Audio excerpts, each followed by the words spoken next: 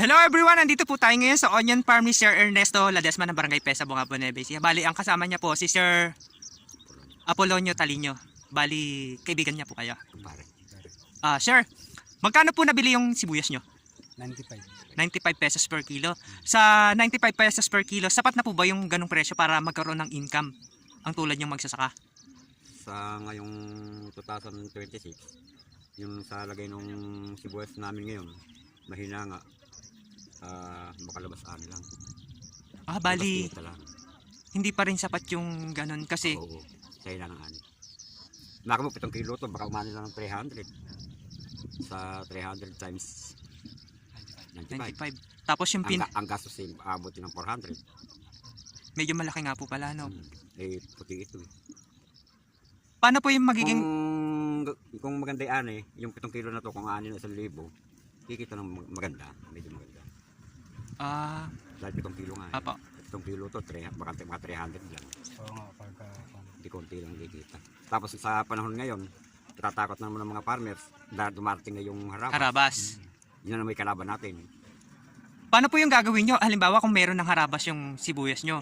Nagkawawa na may farmers mag-spray. Nagbobomba. Mauubos naman kami sa lason. Parang Wala naman kami nagbobomba sa kikitain, gilid, ano? yung mga huli. Yun po yung nagiging side effect ng mga insektong pumapasok sa mga sibuyas. Yes.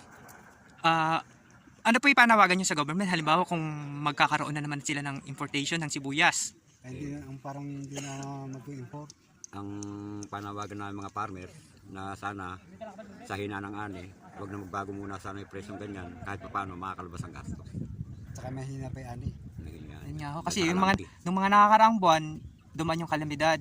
Bali, ang nangyari po, mga tira-tirahan lang ng bagyo itong mga inaani ngayon, yung mga unang palusot. Ano pa ho yung pwede nyo sabihin? Kasi para naman maprotektahan yung mga tulad yung magsasaka. Kasi dapat sana nakaka-combine sana yung mga insecticide saka yung mga abono. Mamahal kasi. Ayun po yung pinaka-point nyo na sana wag ganun kataas yung presyo ng mga ginagamit sa bukid para naman hindi ganun kalaki yung nagiging puhunan. Kasi sa mahal po ng puhunan, kung mababa yung presyo, wala kayo na naman kikitain. Para pamalit lang. Pamalit. Kumbaga, parang pagod ang mangyayari kasi walang kita. Bataris ang mangyayari po sa inyo. Dahil hindi nga natin alahawak ang may kalamitan niya. Nag-uulan.